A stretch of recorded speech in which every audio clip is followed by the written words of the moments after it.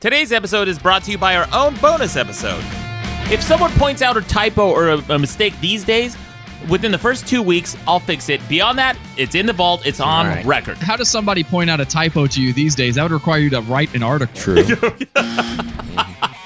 Download Maddox vs. the Universe from iTunes, Amazon, or madcastmedia.com.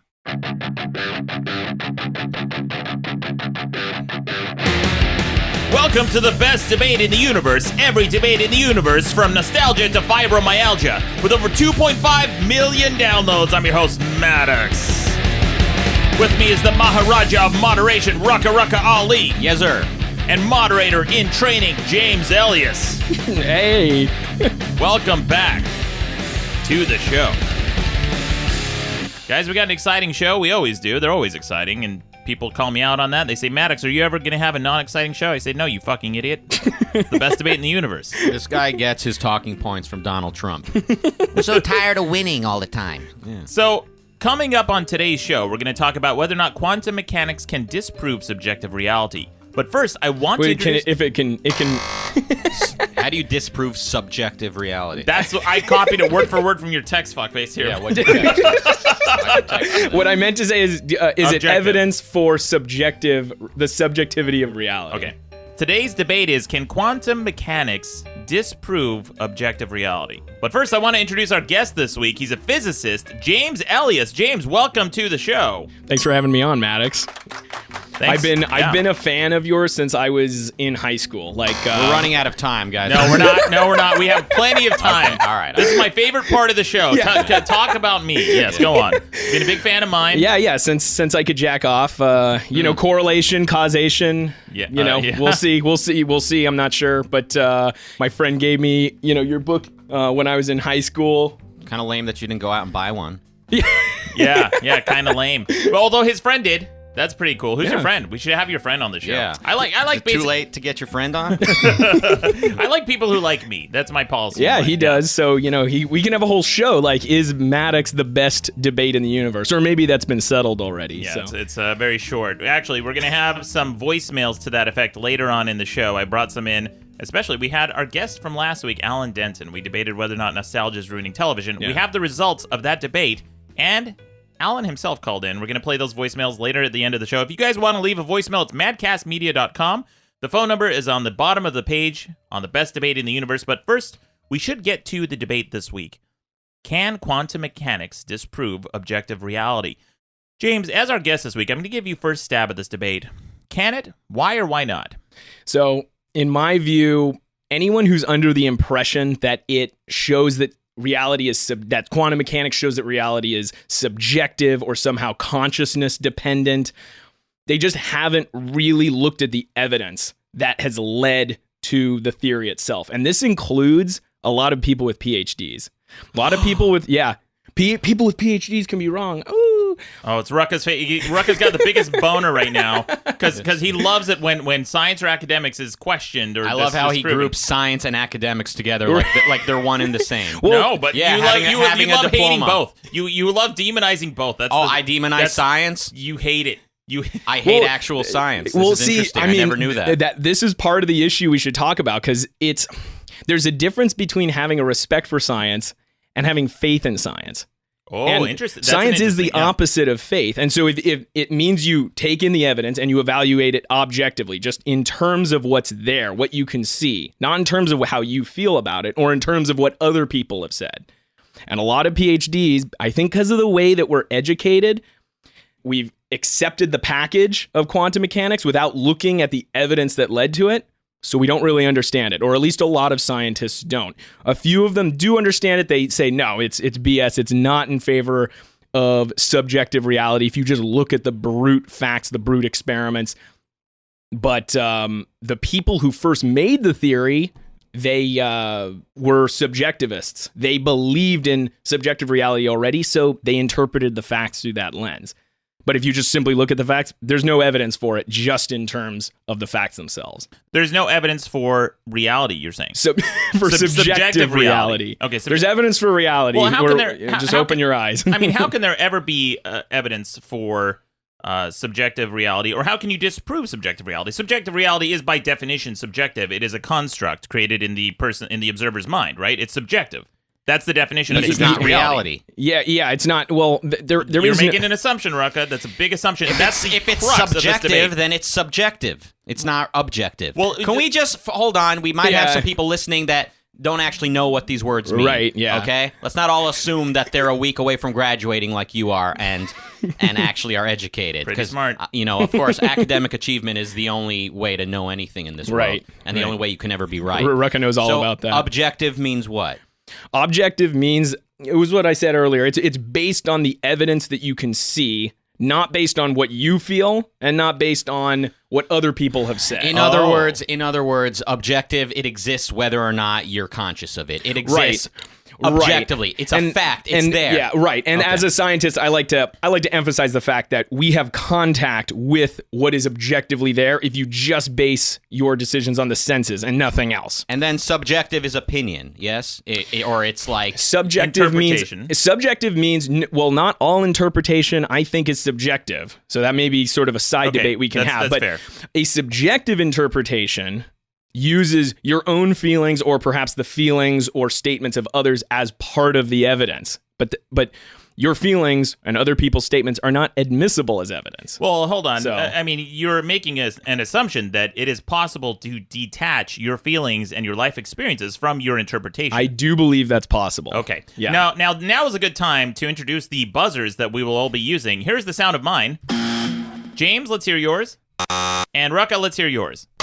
If you hear a buzzer from any of these fine gentlemen, that means that someone has disagreed with someone else, that we want to point out a logical fallacy or a correction. So that's why I did one of these, because now that's a pretty big burrito to swallow right now, that you are assuming that it is possible to detach your life experiences from your interpretation. For those who are new listeners to the show, I am going to be arguing the other side of the debate. I always do, no matter what. Rucka is moderating. He may interject as well with some of his opinions from time to time. doesn't sound like something I would ever do. Nice. But I am going to be arguing that quantum mechanics can disprove objective reality. And it's an interesting debate for so many reasons. This is one of my favorite topics to talk about.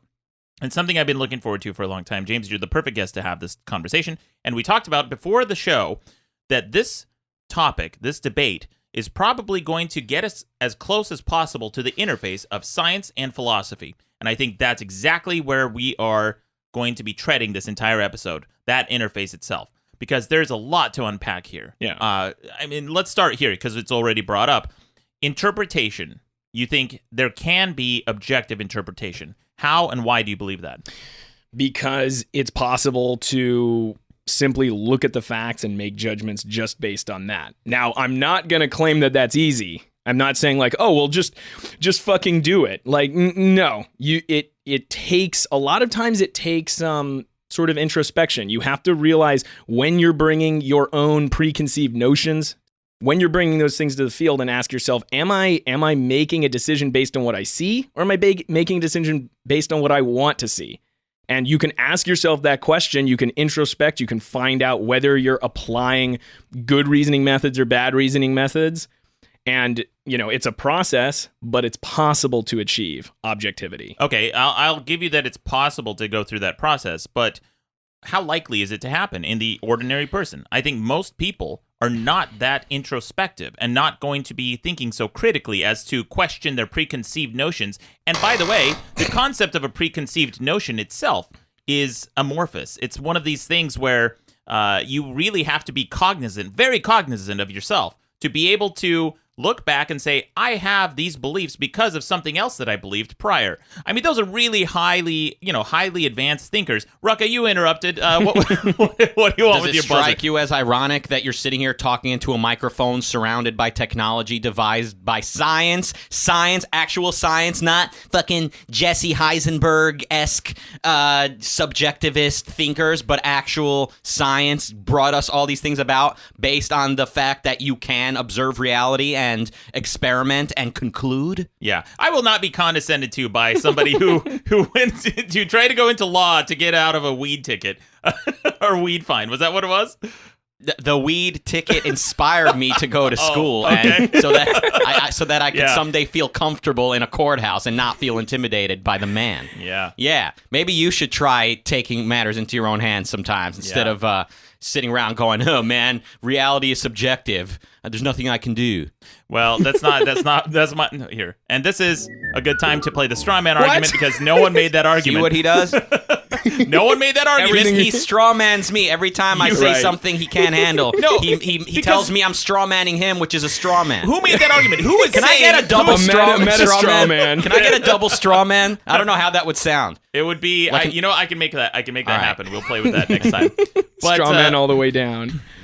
But let's get back to this topic of subjective versus objective reality and the tools that you use to measure and interpret reality. Now, James, it sounds like you're making the argument that you can make an observation of facts and come away with an objective interpretation of those observations, right? Yes. It's hard, but it's possible. And it's done all the time, as Rucka pointed out. Well, I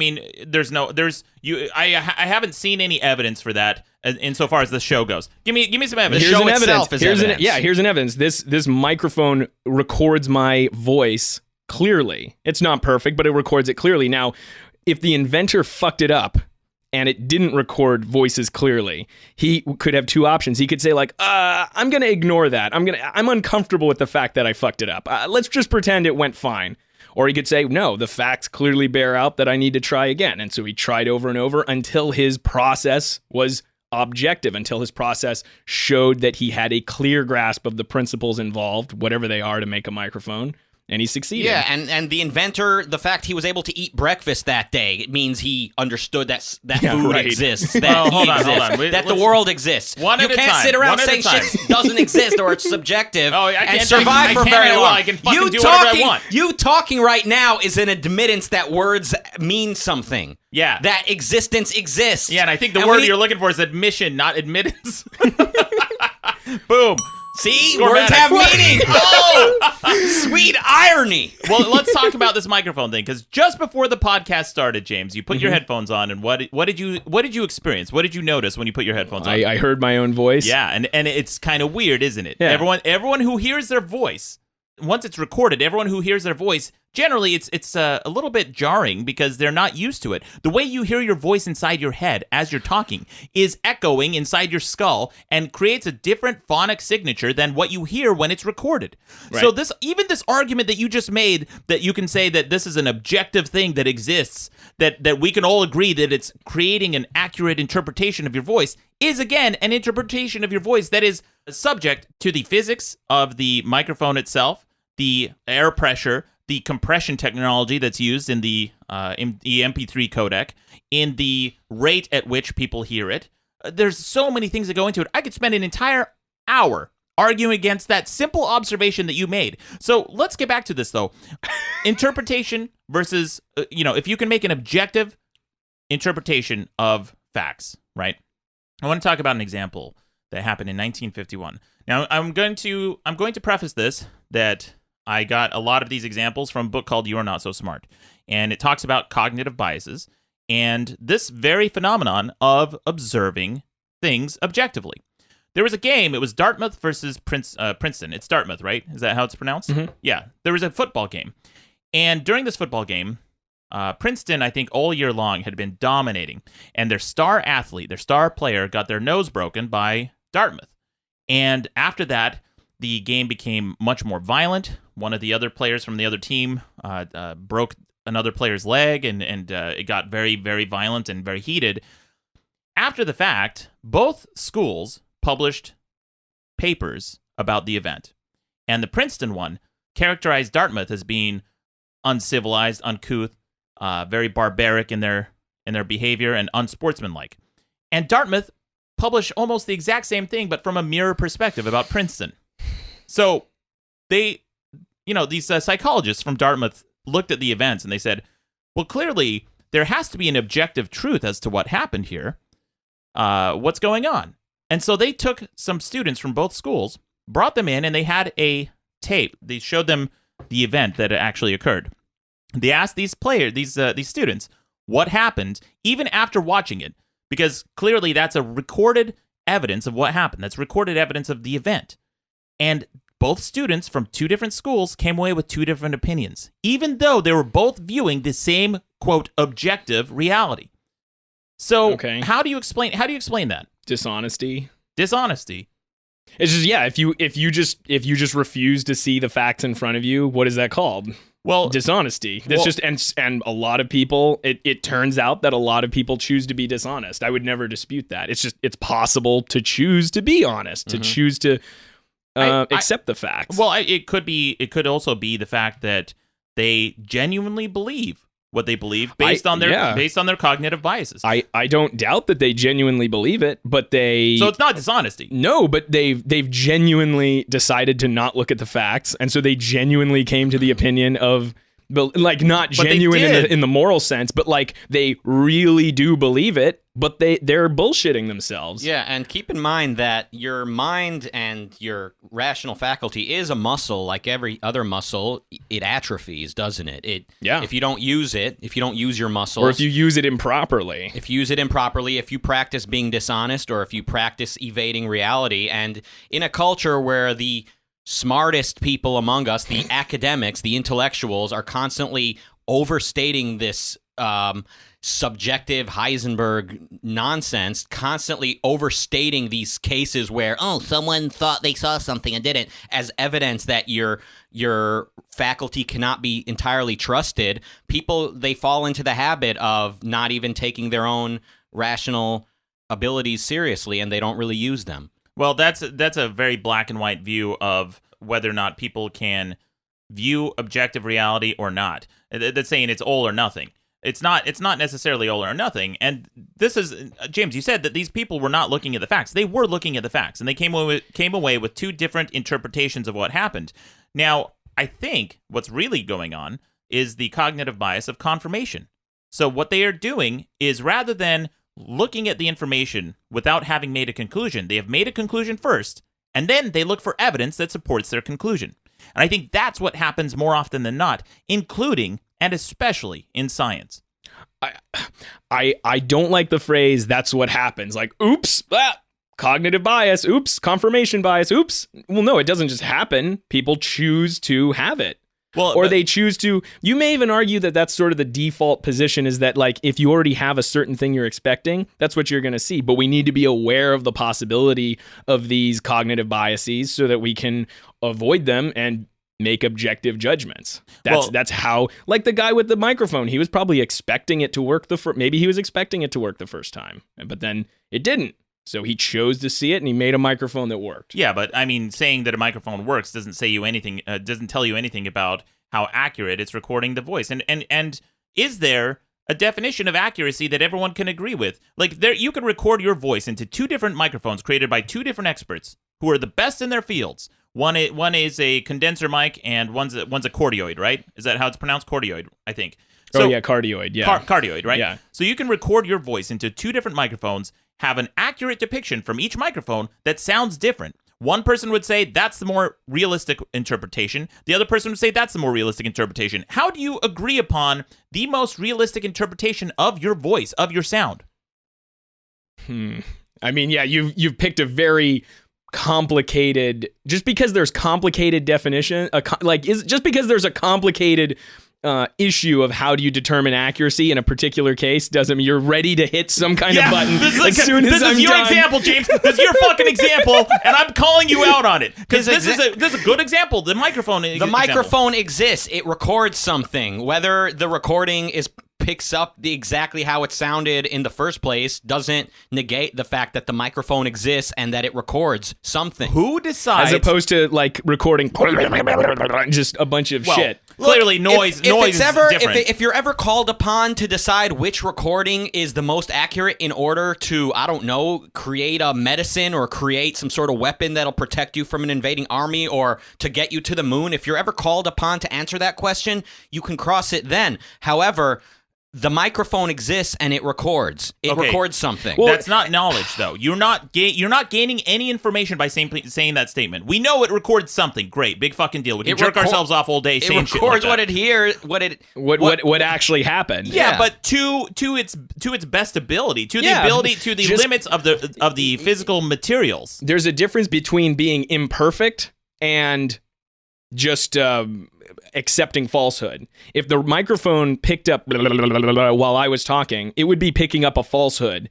If it picks up my voice in a sort of shitty sound quality, that would be imperfection. And I mean, this mic is in fact imperfect. That doesn't mean it doesn't record some of what actually happened or even most of what actually happened. So you can't compare. It's like, oh, well, if you can't get infinite amounts of information from the recording, then that means there's no such thing as objectivity. Okay, Like well- omissions is not required for objectivity. Interesting, because that is the crux and the heart of this debate. And I think it goes back to this principle that I think has caused a lot of headaches and a lot of trouble in scientific fields, especially because it's opened the door for a lot of voodoo mysticism and Right. different beliefs. And you know I what? mean, you're the one perpetuating it. Let's not, Rucka. Yeah. I'm making an argument. I'm making a cogent point. Yeah. If you could just, you know what? If you just wrote down everything I said and just studied it after, Yeah? yeah, I think you would learn. You would really learn. You'd learn so much. Yeah. Okay. Okay.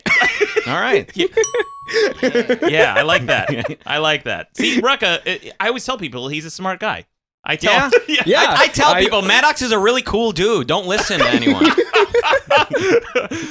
So let's talk about this though, because I don't want to condescend to and say that it's just voodoo mysticism and stuff. It's a really important No, it's voodoo concept that's come mysticism. up. Oh, you think so? Yeah. Okay, but I think it's philosophy. And philosophy, I think all religion is lumped under the umbrella of philosophy. I agree. Okay, so let's talk about this principle. It's the Heisenberg uncertainty principle. Now, the layman's understanding of it, I'll give you the layman's understanding, and I looked it up today just to make sure, and there's a much more comprehensive physical description that talks about the duality of particles and waves, right? The existence of everything as being a particle or wave and different different probabilities of accuracy that you can get. But basically, it's this, that you cannot simultaneously know with an infinite degree of accuracy the position and the velocity of a particle. Right. Okay. Yeah, essentially. Yeah. Essentially, so what that means, the full implication is there are unknowable facts in this universe. Well, that just means we haven't found a measuring device that can discover the nature of these facts. That's an assumption. You're And assuming. well, no, it's not an assumption. It's just saying that, like, just because we can't know it doesn't mean it isn't what it is. Oh, okay. That isn't an assumption. That's But just then the evidence is all around us that things are what they are. The particle has a position, it has a velocity, and just because we can't know it with current processes doesn't mean it isn't what it is. Okay, but But that's how not do you knowledge. know it? If you can't know it, how do you know that it exists? But that's not knowledge. That's not knowledge. I can simply say that just because we haven't seen aliens doesn't mean they don't exist. That's a fact. Sure. Okay. We cannot conclusively prove they're not out there, just like we cannot conclusively prove that they are. But that's not knowledge. We have gained no knowledge. We can conclusively prove that they are if we see evidence of if them. we see evidence, but we Okay. haven't. So currently we haven't. But we have seen evidence that things are what they are. Because everything is what it is. Okay. And so that has to include the particle. well, There you that's a huge assumption that you're Is making. it? Yes. Okay, hold on. Let me play with Maddox for a second here. Hey, Maddox, What? is everything is what it is? Do you agree with that? Oh, I love this game. Sure. You agree that everything is what it is? Yes. You just can't- said that's an assumption. Oh, okay. No, I said the assumption. The assumption part came in from our observation. So we can observe things as they are. That's an assumption. And So that's you the- agree that they are what they are. You're just doubting our ability to be conscious of it and to identify it. Correct. Okay. And so Yes. quantum mechanics isn't, so you're not saying so much that it's evidence of that we create reality. It's evidence that we cannot fully know reality. That's a slightly different position. Yes. Actually, it's a majorly different position, but it's Yeah. like those two get mixed together a lot. so reality- Yeah, so they get lumped together, so it's easy to think both kind of go as a package. Right. Everything we know about reality comes from our senses. Yeah. Our ability to see it, hear it, feel it, taste it, touch it. and that's it. And form concepts, right? And to integrate the material, yes. all put together all of that material that comes from it. We're not chimpanzees swinging from trees in Armenia. Yeah, like I don't like the way you said that. I don't like it either, and I apologize. Thank you. What I mean is, I we're accept. not just living by our senses. We take that material and we group them into concepts. We give them names. We use logic then on top of what we already discovered. But that's not a way that you gather information. No? No, that's not. It's that's a way an you put together the Fine. information. Yeah. But let's Right. get back to the way you gather information. Yeah. Mm-hmm. Our senses can constantly be fooled, and if our inputs can be fooled, then we cannot trust them. Here's the. I'll let you, look, guys, have a debate. I'm not here. So to, I'm glad we're focusing on the philosophic issue because, well, that's so this is the place to focus on before we go into quantum. But so here's the thing. How do you I would say that any attack against the senses, any doubt of the senses is self-refuting. Because you're using a bunch of ideas in order to attack the senses. So for example, you say, how do you know they're not wrong? How do you know when you see something it isn't some other way? And well, but here's a question. How did you even get the concept of wrong? Where did that come from?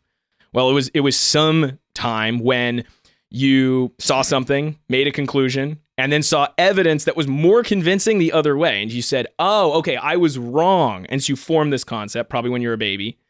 And although actually, I'm not sure if you ever did form the concept of being wrong. I don't understand. So please explain this yeah. to anyone else in the audience. explain it to someone that was never wrong. Yeah, Right. Anyone who doesn't understand what it means to be wrong. Yeah. For the rest of us, we have this concept of being wrong. Yes. And this concept came from experience that came from the senses.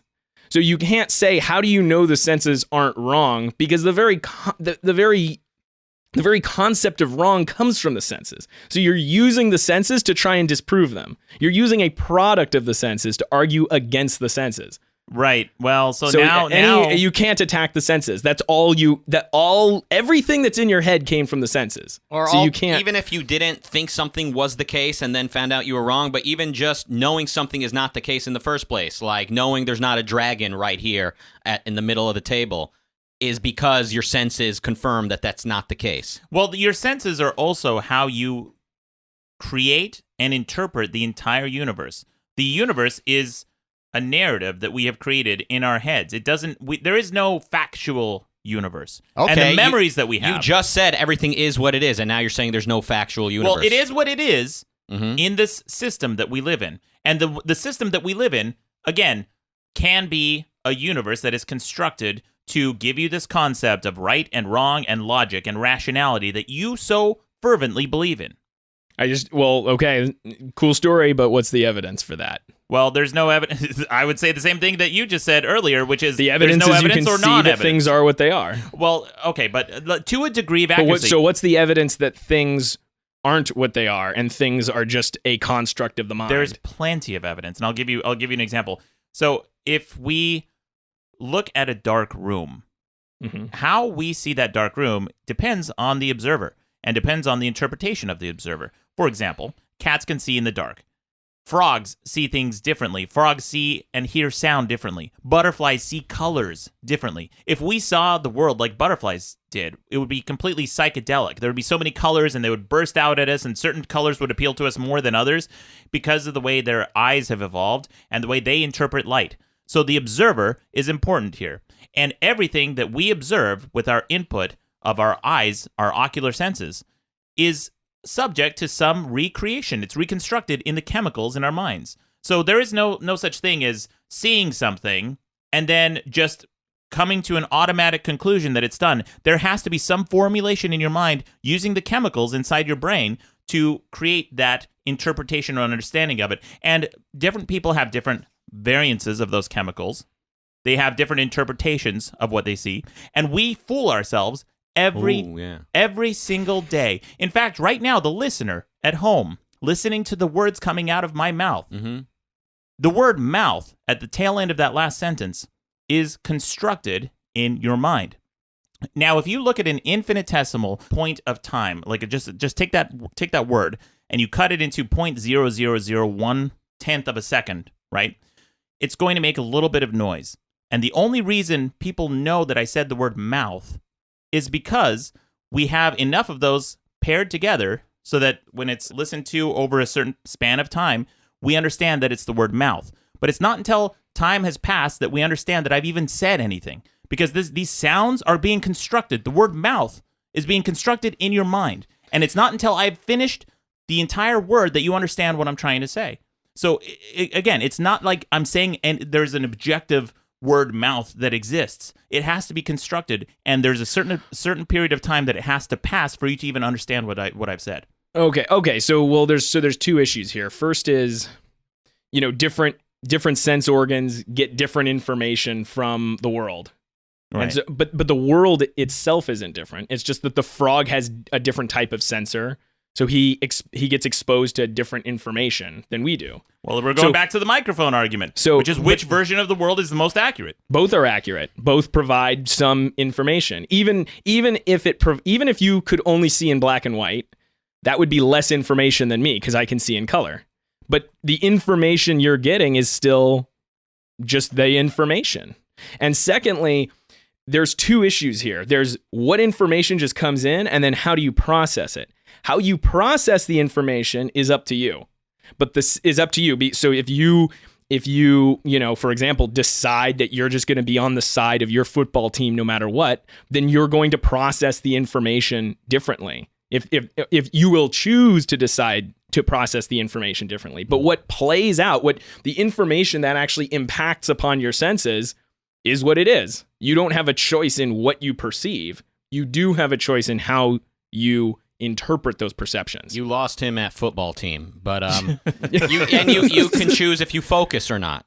Yeah, and you can choose. Yeah, you can choose whether to even be paying attention to reality. I mean, think everybody likes to think of themselves as these smart, well-intentioned, rational, honest, reasonable people. Not you. You're not the one who thinks you're infallible. No, everybody likes to think that of themselves.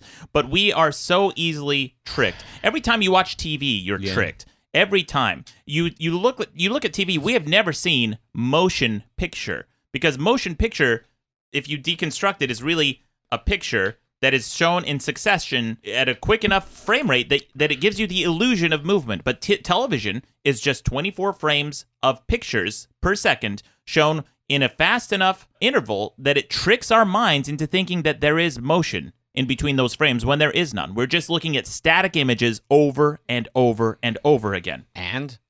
Well, I mean, your mind is just tricking. Your mind is receiving the colors. And the colors are what they are. Oh, really? And then what if I'm colorblind, James? I mean, then what are they? Then just the shades of gray are what they are. What if I'm a butterfly, James? Then you just Well, the thing is if you interpret what's on the television screen as being actual people moving around, you will soon find yourself mistaken when you cross-reference it with your sense of touch. You go up and like, oh, hey, who are these people? And then, oh, wait, it's just a screen. It sounds like you're saying, Maddox, that it's difficult to be objective. It's very difficult, which was what James's opening point was. Nobody said this would be easy. But it really is amazing, considering how vulnerable we are to mistakes and errors and biases, how much we've accomplished. Yeah, seriously. Just look around. Even just look at a simple conversation, communicating with each other, understanding reality enough to do something with it. It really is incredible. Look at those buildings. Look at the fucking bottled of delicious water.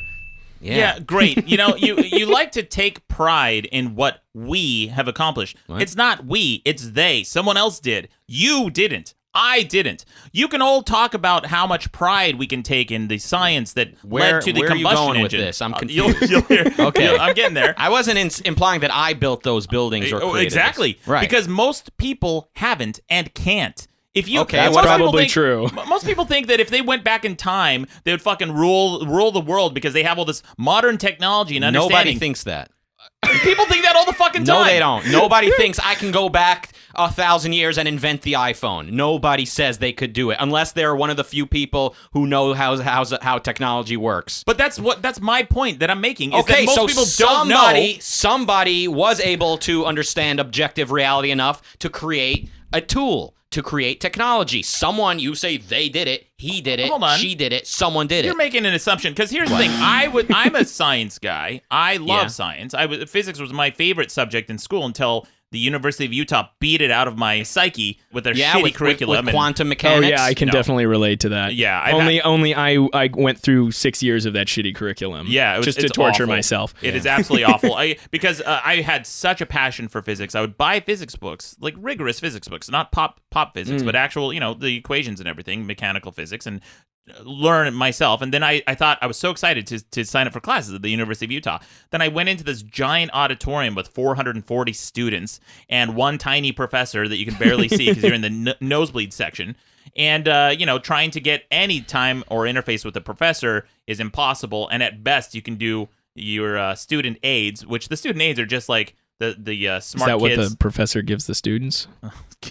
You're spending a lot of time describing your experience in school. What does this have to do with that? Anyway, because I'm a science guy, I'm a physics guy. I love. I mean, I'm not a physics guy, but I was a math major in college, and so I love these rigorous senses. And Rucka, the argument is that you just made is that it took these people with a belief in objective reality to create these buildings and cars and computers and things. That's not necessarily true because I can have these beliefs, right? You can have any beliefs you want and still be a productive scientist. In fact, not while you're doing science. No, that's. I mean, you as can't long as, have mystic beliefs while you're actually committing the science. Why not? You've got to Because compartmentalize. what if you? Yeah, you have to compartmentalize. You have to say. Sure. You can't just say like, oh well, hopefully God will make this experiment come out right for me. Well, that's not scientific, but you still you can yeah, have so you can't be religious person. while being a scientist. You can. Someone can have these religious beliefs, and just because they're compartmentalized doesn't mean they don't have those beliefs. Are we just doing a semantic game here? True, No, but it's we're like, not doing a semantic game. But like in the context of performing science, they're not being religious.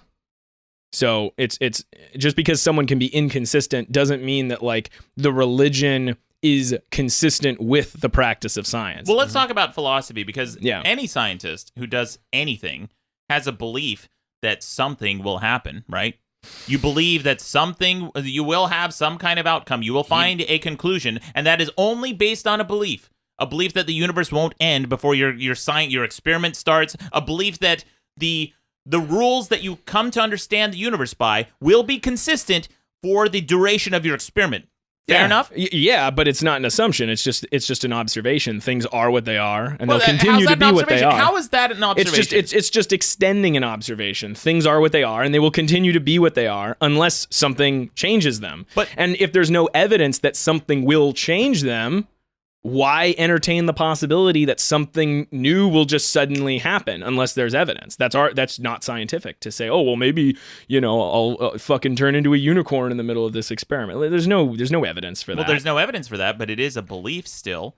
It's a belief, but it's a belief that doesn't make sense. Well, James and I, we had this discussion a while back that we talked about the belief that the sun will rise tomorrow. Right? Yeah. And based on everything we know, inductively, we can conclude that the sun will rise, quote, rise tomorrow. But there's no evidence for that. But there's all the evidence in the world. No, we just gravity have a precedent. functions a certain way. Maddox, would you jump off a roof? Because, hey, I don't know if I'll fall and die this Maybe time. gravity will stop Maybe just this time. every other guy that jumped off a roof fell to his death. Who knows if it'll happen this time? No, because I'm not a fucking idiot. Oh! It's not. So predicting what the future based on what you know to be real is what idiots do. Just because you cannot conclude something with 100% certainty doesn't mean that probabilities don't exist. So what you're doing is you're taking this tiny possibility that in the middle of your experiment a unicorn will fly off. You're taking that tiny, minuscule, non-impossibility, really, and you're running with it to completely throw the universe and existence in the trash. No, it's first of all, that's a nonsensical example. Let's go back to the example of the sun rising, because this is. So, what's your argument, James, that the sun will rise tomorrow?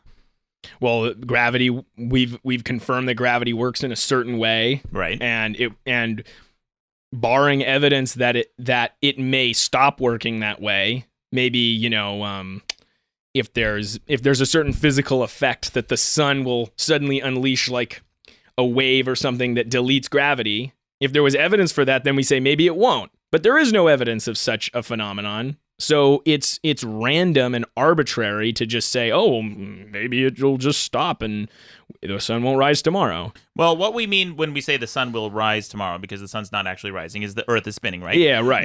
Now, the mechanism with which that could occur is not that the sun or gravity would stop working. Well, I'm not talking about something like a fundamental law or understanding of the universe would suddenly stop working. Although, we can't prove that it won't, because just because it hasn't ever happened doesn't mean that it couldn't. But the way that would happen, that the sun wouldn't rise tomorrow, is that we do know asteroids exist. We do know that supervolcanoes exist. We do know that phenomenon exists in the universe that could create a cataclysmic event on Earth that could end all life on Earth. So then the sun, quote, won't rise tomorrow. Right. Okay. So if there's evidence that asteroids are flying around, then there's a small chance that an asteroid might hit us. Right. But although what's the evidence that we wouldn't detect it? I'm not sure. I don't know what our detection pretty low, actually. What you're doing, Maddox, but is it doesn't. Right. You're saying you're not even convinced that the sun and the asteroids and the Earth even exist, because how can you be sure? Is what you're doing. So nobody denies that an asteroid might hit us, but you are denying that the asteroid and the Earth and the sun even exist with certainty. Look, I can say with certainty. Absolutely. Okay, so that's what this is, and we need to get on to quantum mechanics. So, okay, I mean, you guys can keep going with this portion if you'd like.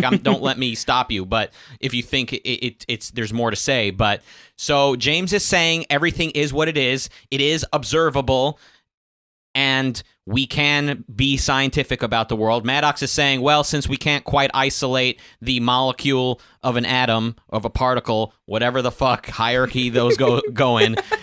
Because we can't isolate and identify it while it's moving and measure it entirely. Therefore, Bernie Sanders. And that's where we're at. Great summary of the argument. All right. So anything you can add or interpret from that nonsense you just heard? Or not so much from what Ruckus said, but I think going into quantum mechanics, there's two big issues. Can we know... Is there an objective reality? Yeah. Can we know it? Yes. And does consciousness create reality? Yes. These are the issues that are that quantum mechanics, or at least the flawed interpretation of quantum mechanics, raises. Everything that's happening right now in reality is being constructed in your mind based on all the information that you gather from your eyes, your ears, and your sense of touch. Everything I just said was constructed. Not smell, because the listener at home can't smell how good the studio smells right gotcha. now. Yeah, Okay. yeah. Right. But just for us in the Like studio, warm yes, cookies. smells. How does I'll sense add of that. touch do it? Oh, because it's touching their eardrums? Yeah, well, yeah, of course. The sound waves compress the eardrums or whatever. I mean, I'm just saying that everything that we experience right now in reality is being constructed in your mind, and it is a memory. People tend to think that memories are like video recorders, and that you can play them back and view things objectively like how you remember them. But the thing is, we are observing things that we want to observe. Okay. Constantly. Listen, you've clarified your opinion, which is It's not an opinion. Your actual it's fact. You've It's a fact about some people. Yeah, it's a fact that facts don't actually, that we can't know facts is the fact you're saying. Okay, so you're saying, and this is your actual opinion for anyone at home who's unclear about this, this is what you 100% Yes, believe. please tell me my opinion. Go on. That we can't really know anything for sure because it's difficult to do so, or it's impossible to do it with accuracy. We get that. Where does quantum mechanics come in? Yeah. James, I think this is your field. This is your wheelhouse. Right. So first, we already talked about the Heisenberg uncertainty principle. Yes. And by the way, do you agree with that interpretation that you cannot understand the speed and the velocity and position, the position at the same time? At the same time. Yeah. With current measuring devices, absolutely, that is the case. But you said this current measuring devices, but just earlier, here's what the I thing. said. I'm going into the nitty gritty of the science, and I understand the reason, the actual physical reason we can't. And I'm not sure how to explain it without a whiteboard and like 15 minutes. But I'll summarize it quickly. That there's a particular physical process that we understand a great deal of for why we can't know both at the same time with current measuring processes. And this is I'm going to give not a terribly accurate. It's kind of an analogy. This isn't entirely accurate, but it's the fact is it's something like this. In order to measure something, you have to hit it with something, basically. So, for example, to measure your face, I'd have to have light on your face, and then the light goes into my eyes. Correct. The light doesn't affect your face because your face is large in comparison to the light. But on the quantum level, everything's so damn small that anything you try to measure it with is basically the same size. Right. So in measuring it, you change it. Now, that's not exactly how it works, just so you know, but it's like that. It's like that. So we understand to some degree why measuring processes prevent us from understanding both at the same time. And that doesn't change the fact that things are what they are. It just means that with the current way we measure stuff, we can't know both at the same time. Okay. Yeah. So you're making the exact same argument I'm making, which is we don't currently have a measuring process to get it 100% accurate. But that's the same thing as me saying we don't currently know that the rules that govern the sun rising tomorrow won't fall apart. Yeah, it's exactly the same. Yes. It's exactly the same. Well, both of your opinions there function on the same principle that like something could just randomly happen for no reason. Well, there's a reason, but we don't know what that is. Yeah, but the thing is what's the evidence that something is about to happen? Well, what's the evidence that that we will find a way to measure these with 100% accuracy? There's no evidence of that we'll be able to figure that out. But that's my point. Okay, but hold, slow our roll here. So let's see here. There's a thing called the burden of proof principle. And when you entertain like, oh, well, maybe gravity will stop working and the sun won't rise tomorrow or something like that, the burden of proof is on you to show that there's evidence such a thing could happen. If we entertained every single conceivable scenario, you'd be up all night thinking about conceivable scenarios. It's only logical to consider scenarios for which there are evidence that there's some possibility it could happen. Okay, well, these conceivable scenarios, by definition, are conceivable because they're conceivable, but they're not possible. Possible means there's evidence. Okay, so possible means there's some evidence. So it's conceivable, for example, that the sun won't rise tomorrow. So why? But there's no evidence yet that it won't. But why aren't you applying the same standard of rigor to your belief that there could be a conceivable method to measure with 100% accuracy the position and the velocity of a particle? My point in saying, that's true. My point in saying that we could one day come up with a way of measuring it is not to say that I think we'll measure it. Maybe it'll be forever closed to us. That's possible.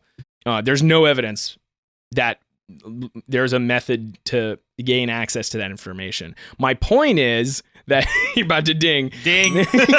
My point is not that we'll necessarily see it. It's that whatever it is what it is. There is a reality to it. Just because we can't gain access to that particular piece of information doesn't mean it isn't objective. You know, the Ruckas of the world, and I would even say the James Elliases of the world, believe this philosophy that you're espousing, and it is a philosophy. Yeah, we're both. He's using the word philosophy interchangeably with religion. Like, oh, this is what you believe. No. So that means all other things could be just as valid. No, I see. No, I'm not. But this philosophy that you're espousing is an old philosophical concept that has long since been the dismissed. one that gave us the Enlightenment. Well, no, it's not. That's the scientific revolution. Can I finish the fucking philosophy? What it is? Yeah. It's called realism. It's called naive realism. That you can just observe the world and it is as it is, and we just know everything. We don't believe. Well, I mean, Rucka and I are objectivists, and objectivism, it's Ayn Rand's philosophy, and it's not naive realism. It's not just that things are straightforwardly just like, oh, whatever it just seems to be, that's what it is. Like, no, like interpreting whatever your senses interact with the world the way that they interact. Figuring out what the hell that means is not solvable through naive means. But the senses aren't even consistent from human to fucking human. Sure. There are people who have color blindness. And by the way, we only know about color blindness because there is some, quote, standard of human, the other 70% or so, who can see a larger spectrum of colors. And it's only after we, two humans, one who's colorblind and one who is not, is sitting in a room and one's saying, hey, look at that red thing over there. And the guy's like, what red thing? What are you talking about? And he goes, that thing over there that's red. Is like, I'm not sure what you're talking about. I'm not sure what color that is. And then we devise some tests to see, oh my God, there is a certain subsect of human, a certain percentage of humans that can't even see the same fucking colors. And by the way, the colors that we're able to see are only, within the limits of our ocular ability, of our senses, to be able to construct that in our minds. So to say that we can objectively say that two things, I'm so glad you brought up the microphone example at the beginning, because again, two microphones perfectly built, expertly built by two different people, two different methods, can create, quote, the most accurate sound. And this is hotly debated just in the industry of audio alone. Audiophiles are constantly wow. This guy's been balls deep in the music business for many, many decades. So no, but I have a friend who's a fucking audiophile, and this guy's got so many friends. It's amazing how many types of people he knows. Yeah, a lot of types of people. Yeah, people are very lucky. Amazing to know me. Amazing you're able to have friends in reality, that these friends exist, but you don't believe anything else exists. I didn't say that. Look, I'm just saying the interesting thing about this philosophy and this principle here is that it is the interface between science and philosophy. Yeah. And all it takes is just leaving a little bit of doubt, just leaving the door open for the possibility that we cannot know everything, that then opens the door to a lot of different, quote, beliefs. And by the way, let's take a step back, James. I don't want to shit on physicists here for a second, but let's be honest. Let's shit on physicists. A little.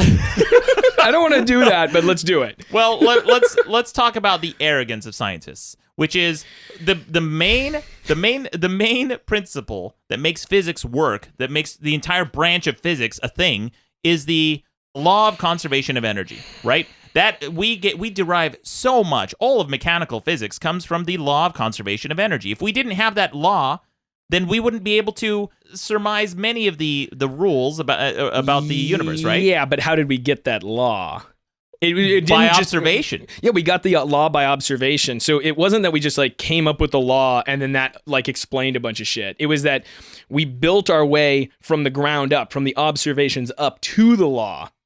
And so the real proof of a law, a really abstract law like the conservation of energy, lies in actual sense data and in the building up process of concepts that allowed us to understand that higher level concept. And this is actually the subject of my math YouTube channel, which is that you need to be able to do two things: is look at reality and have the concepts required to reason about it in order to come to a new concept, a new higher level concept. And and here's the thing: that process, the process of induction, how you see the world and make generalizations about what you see, it's not understood yet.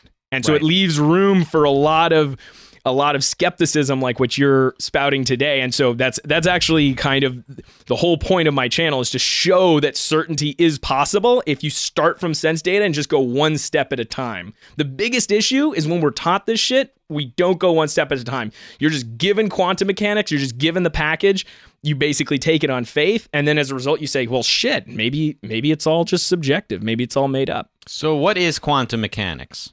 Quantum mechanics is getting us back on track. Yeah. So yeah, it makes sense to actually talk. Right, because a lot of listeners talking about this shit. A lot of listeners. We should have probably started with this, but a lot of listeners at home, we kind of take for granted that everyone understands these higher level concepts and sciences, but a lot of people don't, and they're not familiar. So let's give them a little. Yeah. Quantum is the study of the microscopic world, right? And the reason it's called quantum is because on the microscopic world, we've found that matter, energy, even motion. Gravity. I don't understand the gravity aspect of it myself, but that's part of this, is being really clear about what you know and what you don't know. I don't understand quantum gravity in the slightest, but these things, these attributes of the physical world on a small level, they are quantized at the small level. That means they come in discrete increments. That means so for example, people are quantized, whereas distance is not quantized. You can have any distance. You can have 1 inch, you can have a half inch, you can have a fourth inch, blah, blah, blah, blah, blah, right? You can't have half of a person.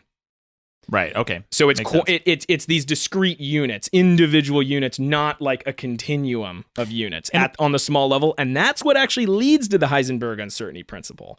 Right, because when a particle gets so small that the way in which you measure it changes either the speed or the position, that's where the uncertainty comes from. Right. And the reason you can't get any smaller is because these attributes are quantized at the small level. Yeah. You can't get your measuring device can't get any smaller than the thing you're measuring, so your measuring device F's with the thing you're measuring. Right. So, and it used to be understood, I believe, that the smallest discrete particle was a quark, but that's no longer the case. Right now, we're going to the Higgs boson. I think particle was a big deal that they were trying to discover. that's physics I don't understand. Actually, Okay. my understanding actually stops at the level of roughly the 1960s.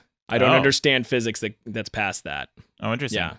Okay. And only in quantum mechanics. I wrote my master's thesis on these subjects of quantum mechanics. So yeah. quantum mechanics is, if you could say in one or two sentences, it's the study of these very small things and the way they behave? Yeah. So, for example, to make it concrete, electrons flying around the atom. We need to understand the electrons flying around the atom because the way they fly around the nucleus of the atom produces the effects of chemistry.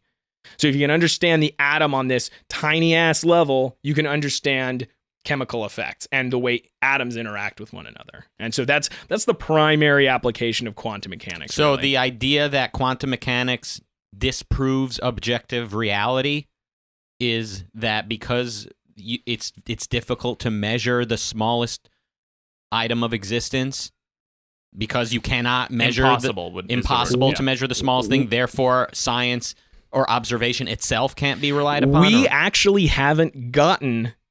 Our debate here has not actually touched on the subjective reality part. It's touched on the you can't know reality part. There's two parts. There's the part where you can or can't know reality. That's the Heisenberg uncertainty principle. And I say you can, you say you can't. And then there's a second part, which is reality constructed by consciousness? And so here's how that part works. Is in quantum mechanics, you never get a prediction exactly of where the particle is going to be, right? Because of the Heisenberg uncertainty principle. Right. You get a prediction of where it could be. Correct.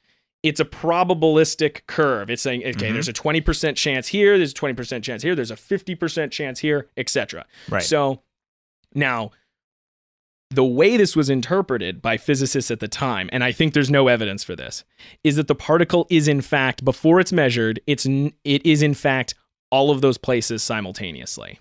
Right. And I think if you look at the evidence, there's simply just no evidence for that interpretation. It's a probabilistic theory. We don't understand everything that's going on, because if we did, we'd be able to say, boom, that's where it's going to be. Well, but it's still... so we don't understand everything that's going on, but the way they interpret it is like, not only do we not understand, but before you measure it, it's everywhere at once. So, and it doesn't decide where it is until your consciousness comes into contact with that reality. You know, that may be the case, but it's still useful sometimes to interpret it that way, that a particle could be everywhere at once within a certain frame of space or time. Let's look at it on the macro level. Like, let's say I was trying to find Rucka in a department store, and I said that Rucka is in the department store. I can assume that he's everywhere in that department store at once, but once I get into the department store, actually find his location within a higher degree of accuracy. How can you assume I'm in two different aisles at the same time? Well, just because you are in the department store, I mean, not simultaneously, but okay. Right, okay, never mind. Okay. Point taken. You're right. Yeah. I disagree. But without knowing your exact location in the department store, it's still useful to know that you are within this area called a department store, right? And isn't that the interpretation that physicists use? Well, no, it's not just saying. You can say, oh, hey, it's somewhere in here, we're not sure where. You can say that without saying it's everywhere there.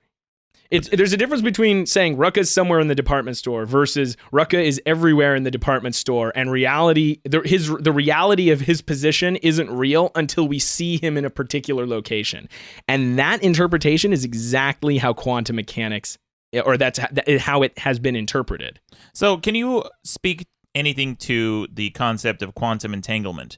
Because let's talk a little bit about this and explain to the lay people at home what quantum entanglement is and what the implications are for reality. Well, okay, so quantum entanglement is that when you when you join two particles in a certain state, I'm glossing over a lot of details, and this is the sort of thing that, like, on my math channel, By the way, let's plug your math channel. What is the math channel? Because it's fascinating stuff. Radical Mathematics. Radical Mathematics. We'll link to it on the website. Please check it out. James does an amazing job explaining these things. And by the way, you're just getting a little preview of James's personality and how much fun it is to understand these higher level concepts. You do a great job, but please continue. Yeah, thanks. Okay, Radical Mathematics. We'll link to it on our channel, but go ahead. Yes. So let's see. Entanglement. So I'm glossing over a lot of details, but if you put two particles in the same quantum state, then they should affect one another, because measurement actually changes a quantum state, right? Right. So what happens is, and this is very strange, a quantum state meaning what? Like the spin of the particle? It could be the spin of the particle. Okay. It could be the momentum. It could be the wavelength of the wave involved with the particle. Okay. So if you have two particles together in the same, quote, quantum state, then what can you say about that? They share a quantum state. That's I don't know how to break that down, but they share a common quantum state. So as a result, when you separate them and you measure one, remember, a measurement changes a quantum state. Right. So if you measure one, it changes the quantum state of the other one. And what's crazy about this is that this effect propagates faster than the speed of light. Right. Which appears to violate Einstein's theories. According to Einstein's theories, if a causal influence travels faster than the speed of light, it starts to fuck with causality. So now I've given you my opinion. This is just so you know, it's a controversial opinion. This was the opinion I gave in my master's thesis, is that entanglement constitutes a causal influence that goes faster than the speed of light. Yeah. That was not popular with I almost didn't get my master's degree because of that. So speaking of academia. Why did Einstein say that something being very fast means there's no cause and effect? Or how does that work? Einstein's framework, the time between events is dependent on how fast you are moving past those events. And if the time between two events took place faster than the speed of light, if you went fast enough, the effect would happen before the cause, according to Einstein's theory. Now, we haven't observed that but Einstein said there must be a hard limit on the speed at which causal influences can travel, because if they traveled faster than light, then effect could precede cause, which fucking ruins everything. It would break the system, our universe. It would break the system of our universe. Well, it wouldn't break the universe. It would break the universe, James. Well, it would break. It means you did something wrong. Yeah. Because cause happens before effect. Right. Yeah. So, my understanding of Einstein's speed of light limit, and please correct me if I'm wrong. Yeah. But yes, please correct. The classic formula E equals mc squared. There's that factor. I think it was called the gamma factor, which is the 1 over 1 minus v over c. V is the velocity. V squared over c squared. V squared over c squared. Okay, correct. Yeah. So if in the denominator, remember it's 1 minus v squared over c squared. So as v approaches c, that denominator becomes 0. So it's 1 minus 1, which is 1 over 0, which is infinity. And that's why the energy required to accelerate a particle to the speed of light approaches infinity as the velocity approaches infinity. Now this my interpretation of entanglement doesn't mean that you could go faster than the speed of light. As far as I can tell, that formula you just gave means you would need infinite energy to go the speed of light. Right. For a massive object to go, an object with mass to move the speed of light, it's not possible. But it seems that whatever is responsible for quantum effects can make one thing happen. When one thing happens over here, it makes another thing happen over here, and that effect travels faster than the speed of light. Yes, because if you can know anything about the universe at a distance where it happens simultaneously, where you have information about something that happened at a place where it would break the speed of light to get that information as quickly as you could, then you are basically violating Einstein's principle. You are, yes. And which means that you'd have to radically reformulate some of these principles. Right. The predictions would not be different. All of Einstein's predictions are right, except for this one now. Yeah. And I think, so, and again, this is a controversial statement. You'd need to really evaluate the science itself to know whether I'm full of shit or not. But this is what I wrote my master's thesis on. Yeah. Let me ask you this, James. This is a theory that had I continued my physical education, excuse me, my physics education. There's no need for physical education for me. I've mastered my physical body. But thank you.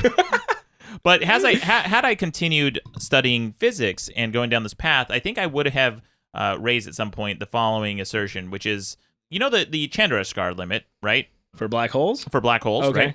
Right? So it is just the point where the atoms are compressed to the maximum level, where if you compress them any more, then you will have the singularity that creates a black hole, right? Is that my understanding? Is that correct? It's close. Okay. Just, keep going, and so I'll tell you if something's catastrophically wrong. Yeah.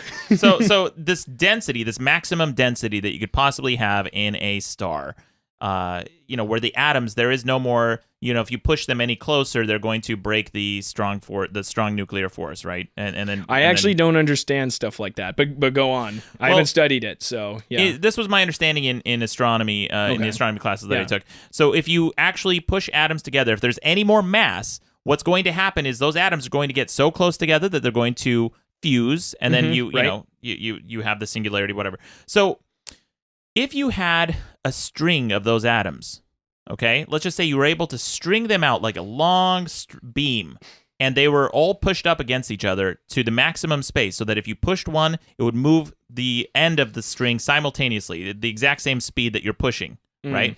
Because they cannot compress anymore. And then you lined up enough of those atoms so that it is the speed of light, the distance that light would travel in a certain frame of time, instance of time, right? If you pushed it, wouldn't that then violate Einstein's law? That's a good question. It would. I'm pretty sure it would not, but I'm not sure why. Here's another example: is in electricity, the electrons themselves are actually moving about a couple centimeters per second. So you might ask, like, well, how the hell is it that when you flip the light switch on, it immediately turns on? Yeah. The reason is because when one moves forward, they all move forward. And so there starts to be motion through the actual filament of the light itself, or whatever electronic device you're using. So, but that effect propagates at the speed of light. I'm not sure why, though. Well, I know that this is the case. I'm not sure the effect, though. Well, it may be. I guess I don't know it. I've heard that it's the case. Yeah. That's part of being objective. Is you have to have a very high standard of what you know and what you don't know.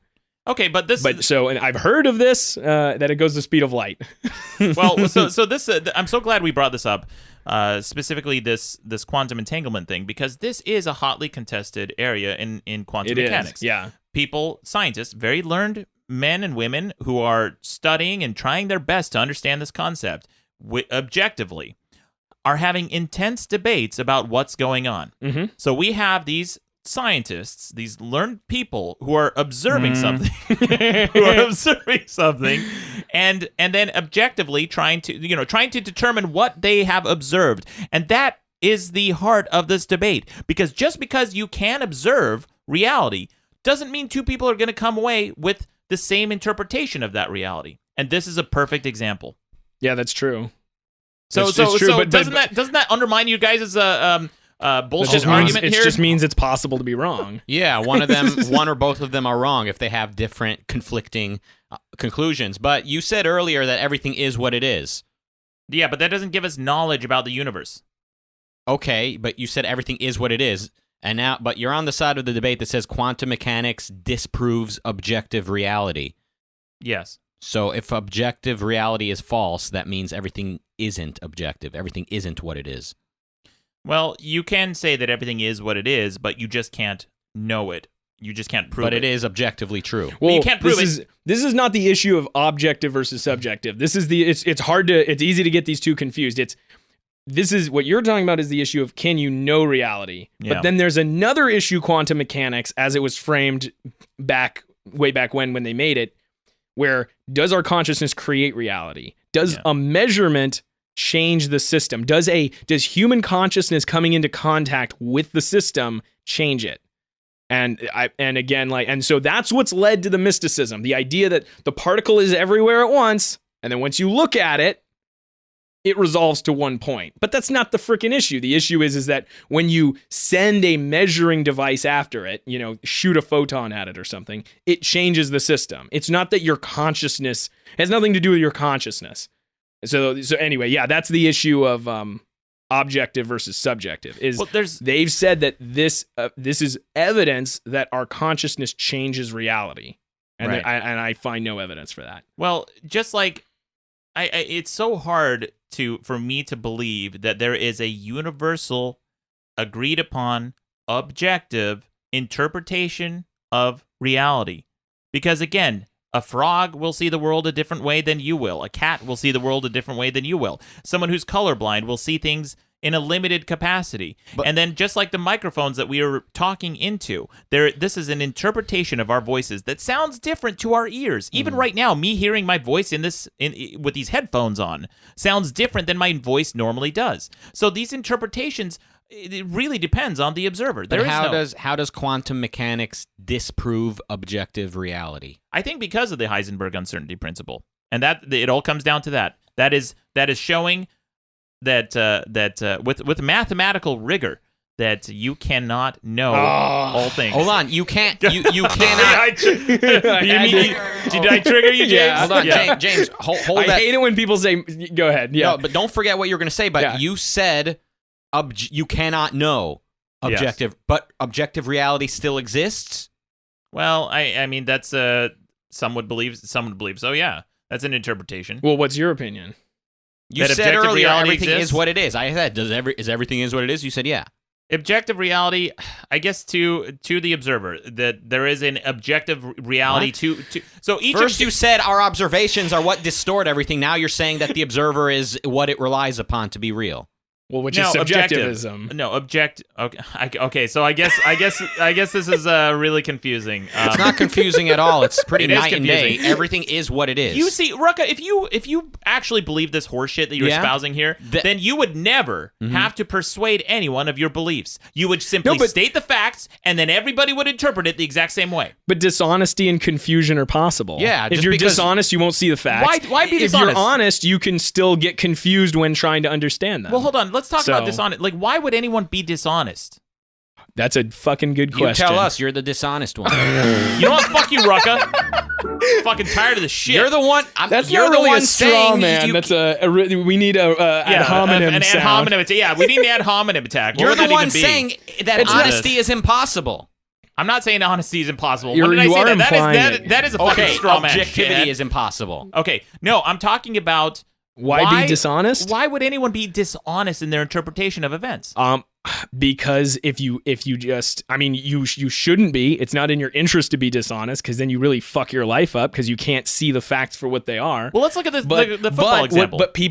But there's a temptation to say, if I just pretend it's different, maybe it will be different.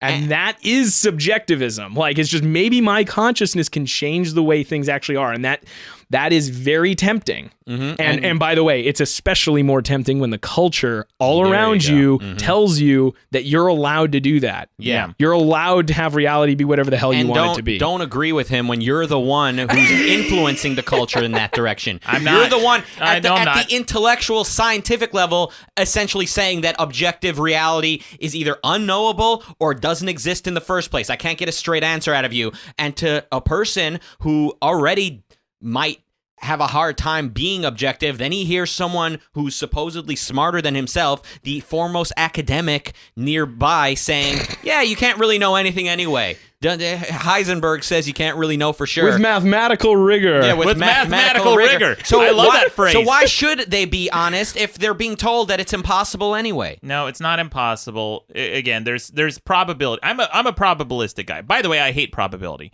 I absolutely hate it's my Achilles heel. I hate probability as a branch of mathematics. Then why are you a probabilist? Oh, you're just saying you're bad at the math involved with probability. Yeah, probability is I think my I Achilles am heel. too. But I do believe that almost everything that we understand about the world comes down to a probabilistic model of certainty. Right? Okay, James looks very James just got triggered. James just got triggered. We may even have to take a break on how triggered James just got, but James, what do you want to say to that? Why does that bother you so much? I'll let you finish what you were trying to say. It does bother me, but we can get into it later. Well, again, just like a frog would interpret the world differently than a human would, or Rucka clearly interprets the world wrongly, and Clearly. Yeah, clearly. Yes, the way I'm going around saying that reality exists the way that it exists. The way that I go around saying... You're assuming that based lunatic. You're assuming that based on what you know and are able to earlier interpret. Confirmed that everything is what it is. When I asked you, is everything is what it is? Do you agree? And you said yes, I agree. Sure. You just a breath ago. And I'm agreeing again. So go on. What's your point? You a second ago you said that's not. Now you're assuming that everything is what it is. Well, which is it? Just because something is what it is doesn't mean it's knowable or observable. You're not getting knowledge about the world. But do you agree with me that objective reality exists, even if you and I are deaf, blind, and dumb, and we just cannot observe it? No, that's the whole fucking point of this argument, Rucka. I'm arguing that it doesn't. That's my argument. Doesn't exist. Yes. So everything isn't what it is, per se. No, look, saying something is what it is gets us nowhere. We're just jerking each other off, trying to play little mind games like, oh, it is what it is. I know something about the world. But you don't. You don't know shit about the world. It's a philosophical mind game. You're not observing anything. Okay. You're not measuring something. It's not scientific. It's philosophy. So A is A? Or not? Or that's logic. You can't measure A as A. Well, but okay, so here's bottle is bottle. Things are what they are. Prove that fucking bottle exists. Don't throw it at me. See, here's the thing. Hold on. Maddox. No, don't throw it at you. Don't throw it at you. How do you know it exists? Don't throw it at me. How do you know it'll hit your head? How do you know you exist? Hold on. Maddox. Yeah. This bottle is I don't know this bottle is a bottle. Is that what you're saying? Look, this is a shitty why example. You won't fucking debate. Fine. Okay. Whatever you think it is what. Don't you fucking throw it. I'm not gonna throw it. That's a promise. Not that you can make promises in an uncertain world. Yeah, and we don't even know what's going to happen. I'm trying to have a very simple conversation. Okay, fine. Okay, yes. This bottle is a bottle. Yeah. Do you agree? Great, yes. You do agree? I guess. From what I can tell, it is, yes. Okay, so objective reality exists. An item is what it is. That's one example. That's one cherry-picked example, shithead. What about the screen behind you? Is it moving right now? Is the video moving? You're so mad at one example being used to say something. You're the one using the fucking fraction of a fucking atom's fucking scrotum to say, oh, Heisenberg says nothing is knowable. The exceptions make the rules. What? Yeah, it's the exceptions okay, make the rules. Let me ask you this, James. What are the most important numbers in mathematics? What? Are you going to say 0 and 0? 0, 1, E, pi, and I. Correct. Yeah. 0, 1, 5, E, pi, and I. And that's because E and I are everything. numbers? Yeah. Oh. Cool. Wow. Thank God I didn't go to school. I don't have to remember all these extra numbers. Wait, hold on. Science is gay. Yeah. All right. Okay. What were you going to say, James? You were excited a second ago. Right. So let's address the frog in the room you brought in earlier. Okay. Let's say there was a frog person. Yeah. A dude who had frog senses, yeah. but he had a rational capacity, like a person. Okay. He has different senses than we do. His eyes can see perhaps different colors. His ears can hear different frequencies of sounds, maybe. Maybe he has a whole nother sense where he's like keenly attuned to vibrations, whatever, right? Okay, he has all these senses, okay? Yeah. He has to use his mind, his frog mind, to interpret that material. Right. And that material that comes in is what it is. And his senses are the way that they are. And so that material interacts with his senses in a certain way. And so what he sees is objectively true. It's objective fact, the things he perceives. Now, he can err when trying to interpret that. And so what he's got to do, he's got to say like, oh, okay, I think it's this way. But then he sees or feels something else that goes against that. Oh, I have to revise my theory. Whereas what we do, we have different senses. That just means we have different information to work with. It's still information that's true. It doesn't change the way reality is, and it doesn't change the fact that, and we could still come to agreements. We'd have to reach the same knowledge through different means because we have different sensations, but James, it would still be the same set of knowledge, same reality we're both looking at. We just get different datas from it. The assumption that you're making here is that frogs and humans are units, discrete packets of thinking, and they all think and interpret things the same way, which is the fundamental flaw in your argument, I think, in this debate, because people clearly interpret things differently based on their life experiences, based on how they construct it, based on what they remember. Different people will remember different things because they're observing different things. And sometimes they want to observe different things. And sometimes they want to find a conclusion. And you cannot, that's not even something that you can control for in an experiment. You can't even control for that. You can't control for someone's life experiences, their culture, their upbringing, their surroundings, and what they're looking for to observe. That's fundamentally unscientific. They're looking for love. Yeah, so again, it's amazing how much people have been able to accomplish on this earth with the fact that they're all looking for something else, the fact that they come from a different family, the fact they come from a different Rucka. culture. Just because you cannot have an objective framework of reality that is objective to all people simultaneously doesn't mean you cannot also be productive in this weird, fucked up reality that we're living in. Yeah, it's amazing how much people have been able to accomplish considering the fact that everything's so uncertain. Thank you for agreeing with me. Yeah, amazing. They're able to build a fucking tall building and a bridge, even though Heisenberg might knock it down at any moment. and let's clarify something. Objective doesn't mean the same. How does it not?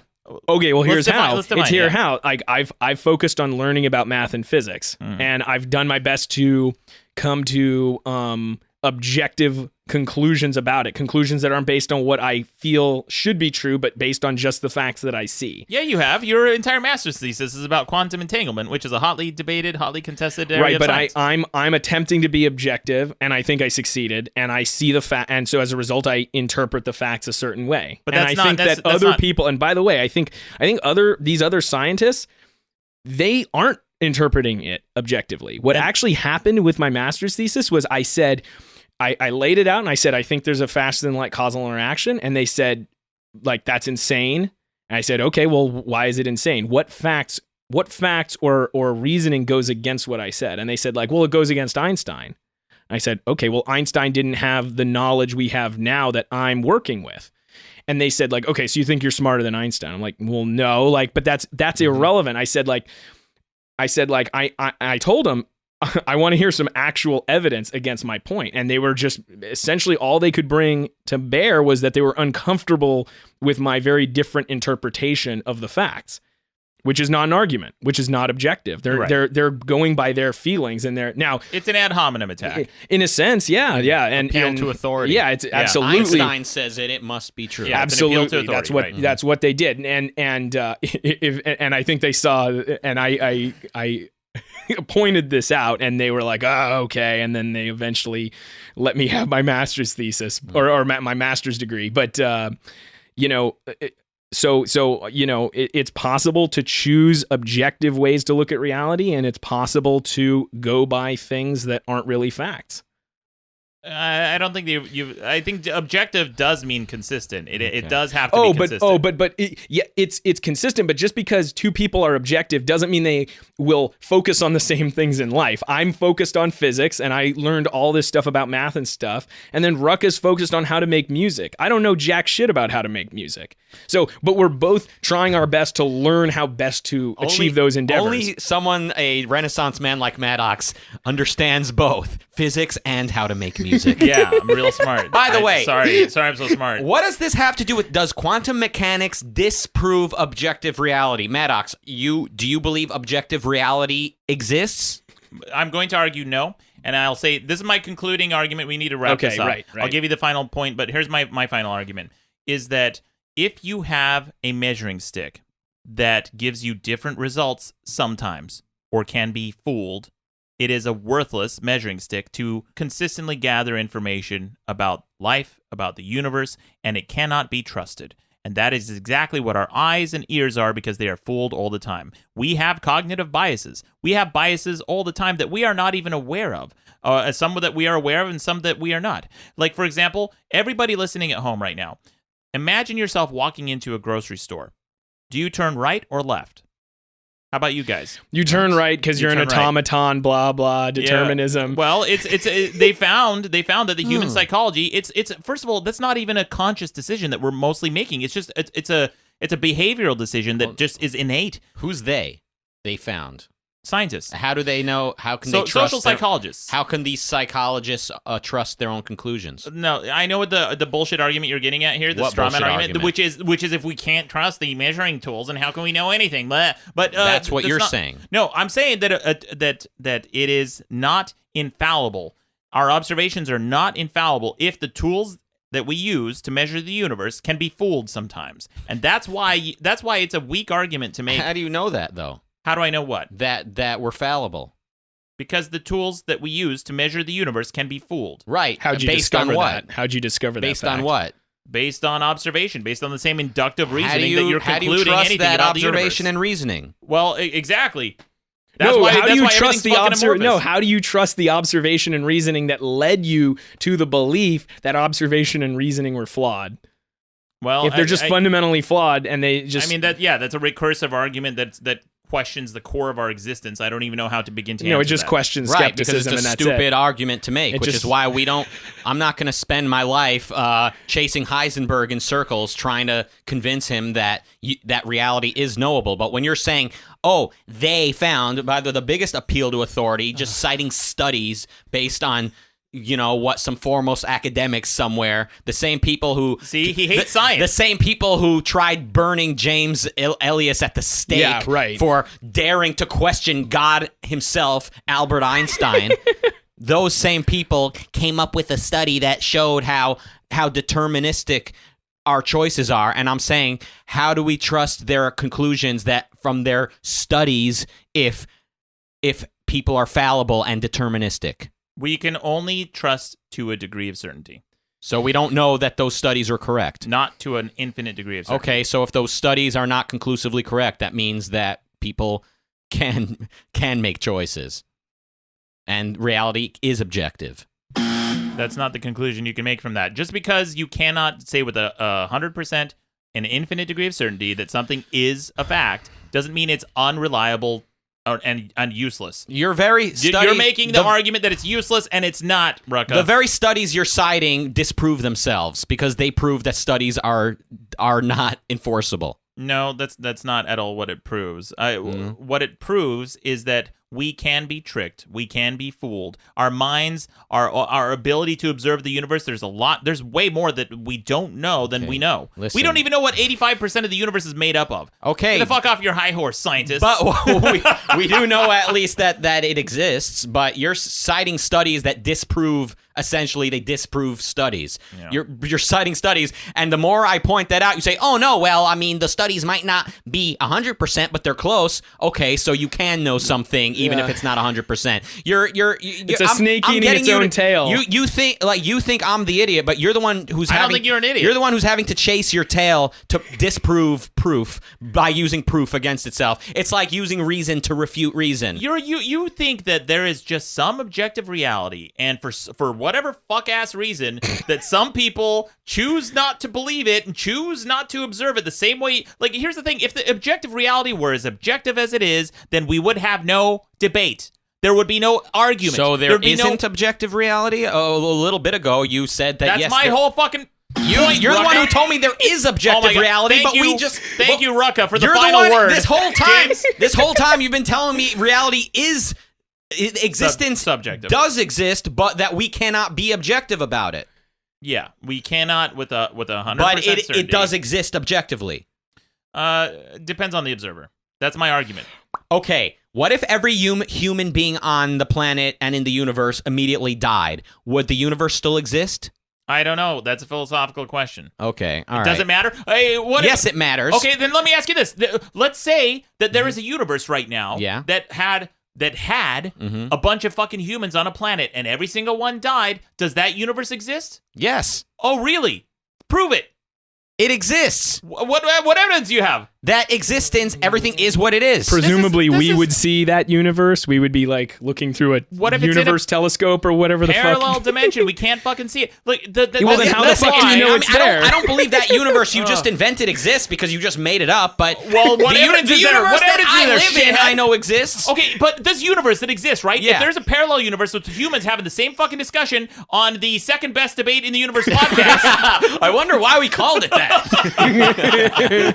and we all got wiped out, there would be no evidence that this universe exists to them, and they'd be sitting there having same shithead argument with Kaka Ali, their co-host over there. What does that have to do with any of this? That you're not, this philosophy, this belief that it is what it is, like you don't get information about the universe. It is not useful. But you still believe that it is what it is.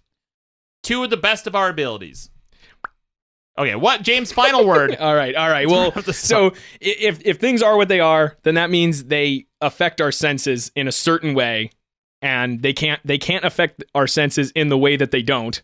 So as a result, our sense data is irrefutable. The sense data just is what it is. It may be limited, and it may be difficult to interpret that sense data, but it's possible because you can always find out, is my interpretation consistent with everything I can see and touch? Okay. Well, that is the debate, guys. If you want to vote, go to madcastmedia.com. Check out, we're also going to be linking to James's Radical Mathematics Science channel, right? Yeah. Okay, we'll link to it math on YouTube. And science, yeah. Math Mostly and math. Mostly yeah. math. Great. Yeah. Which is so important. There is such a need for a better way to teach mathematics, I think. Yeah, that's what I'm trying to do is you can't just summarize the ideas. You have to show their evidence. Yeah. And otherwise you don't freaking understand it. Even though it's correct math idea that you've memorized, you're taking it on faith. You have no idea how to apply it. You don't know how it's true. And so we end up with you. Oh, James, I was about to give you a glowing review and back up what you said. I don't think I'm going to anymore. So in fact, I'm just gonna. You know what? Let's just hear some more horseshit. Rucka, give us a wrap up. Hold on. You just spent an hour saying why nothing is really knowable for sure, and he was saying yes. But now you're mad at him for saying that you don't believe anything is knowable. No, that's not at all why I was mad at him. What are you mad at him for? Because he threw shade at my mathematical... It was shady. Yeah, it was very shady. Why is math so important to you if nothing is really knowable? Math is... Well, first of all, math... My dad always says math is the backbone of the universe. And I do believe that. Which universe? Oh, God. Yeah, I get the point. Rucka, give us a fucking wrap-up already. All right.